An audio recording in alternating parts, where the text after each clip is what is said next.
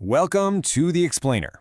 Okay, today we're diving into something that is honestly just profoundly simple, yet it has these massive, multi-layered benefits that can totally transform your day-to-day life. We're talking about the raw power of everyday movement. It's so easy to get caught up in those super complex fitness routines or ridiculously expensive wellness trends. But the evidence we're going to look at today points to something way more fundamental. So I want you to start by asking yourself this.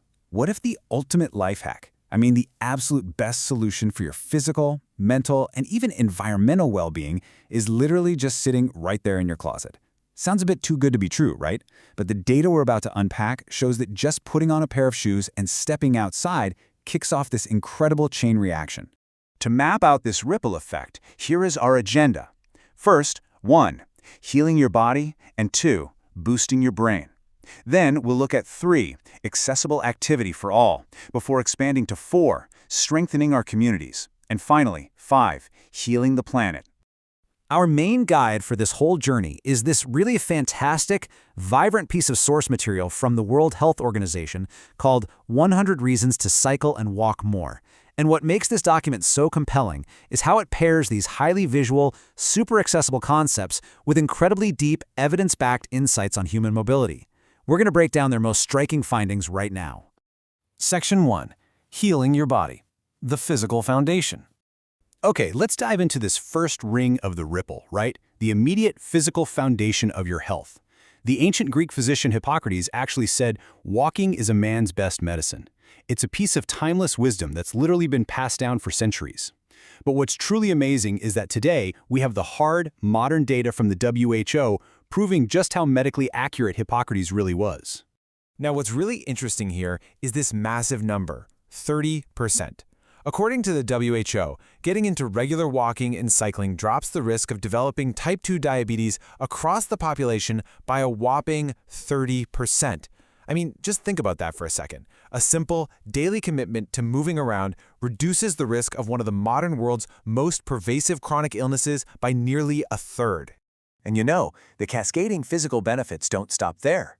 Walking for just 30 minutes or cycling for 20 minutes a day lowers total adult mortality risk by at least 10%. It cuts the likelihood of death from cancer across the population by about a third. On a day-to-day level, it actively boosts your immune system, making you way less prone to catching colds, and it fundamentally improves both your sleep and digestion. So just 20 to 30 minutes of simple movement literally changes your body's entire physical ecosystem for the better. Section 2. Boosting your brain. Mental well-being. So as we know, a healed and healthy body directly feeds into a sharper, more resilient mind. And look at this staggering statistic. Taking just 10,000 steps a day cuts the risk of dementia entirely in half, a 50% reduction.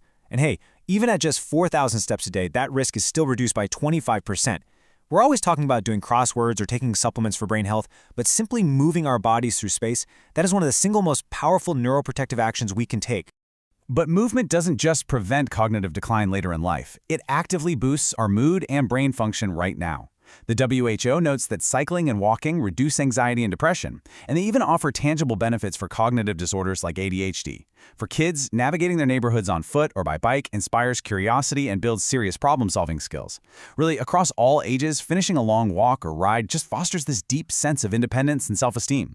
Section 3. Accessible activity for all. Bringing it down to earth.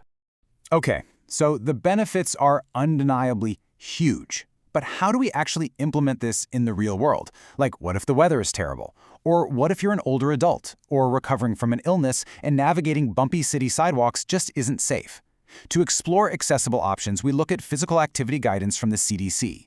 Now, before we examine their specific accessibility advice, we should neutrally note the source context here. The archived CDC webpage does contain a clinical disclaimer from the Trump administration rejecting gender ideology. Moving to their core health and mobility strategies, we find a highly practical solution: mall walking. If you need a safe environment, well, the local mall is completely protected from rain and snow. It offers flat, wide, well-lit surfaces that are entirely free of traffic. Plus, there are convenient restrooms and benches if you need to take a breather. Many even have official mall walking programs. It's just a perfect example of using the built environment to make movement totally accessible to older adults, folks using wheelchairs, or anyone recovering from an illness. Section 4. Strengthening our communities. The local impact. As we step out of the mall and back into our neighborhoods, the ripple effect of our mobility reaches our local society and economy. The WHO highlights how leaving the car at home fundamentally changes how we interact with our neighbors. I mean, when you're walking or cycling, you're actually part of the community. You can make eye contact. Shared active mobility fosters social connections, helps people meet new friends, and even facilitates interpersonal conflict resolution. It is a fantastic way to build intergenerational relationships through shared, joyful activities. So, the really crucial point here is that active mobility isn't just a personal health choice. It's a massive economic and societal driver. Fewer cars mean we free up valuable urban space for community activities, like farmers markets. Furthermore, data actually shows that pedestrians and cyclists are more regular customers for small businesses, ultimately spending more money locally over time than drivers do. A walking community is also deeply resilient, functioning perfectly fine during fuel shortages or disruptions to public transit. Section 5. Healing the planet. A global footprint. Let's move to and see how this builds outward to the ultimate ripple, our macroscopic impact on the Earth itself. I want to introduce this section with a quote from American bicycle designer Grant Peterson. He said, "Think of bicycles as rideable art that can just about save the world." It's a really beautiful way to frame the humble bicycle, isn't it? Before we even look at the hard environmental data, it's worth appreciating the simple, freeing, mechanical beauty of a bike and how this elegant tool connects us to our environment. And the data on that connection is incredibly striking. When you factor in the entire life cycle of the vehicle, so making it, fueling it, and eventually disposing of it, emissions per trip from cycling are more than 30 times lower than driving a fossil fuel car. And crucially, they're still about 10 times lower than driving an electric car.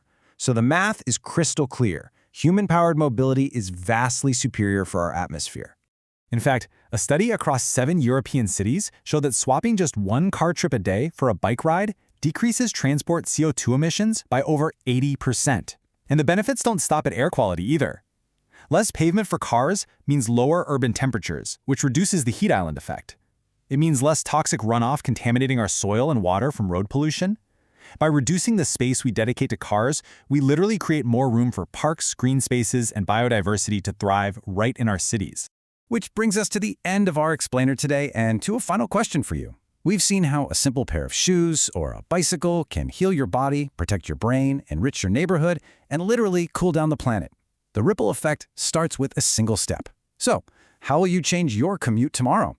Take that thought with you, and thank you so much for joining me today.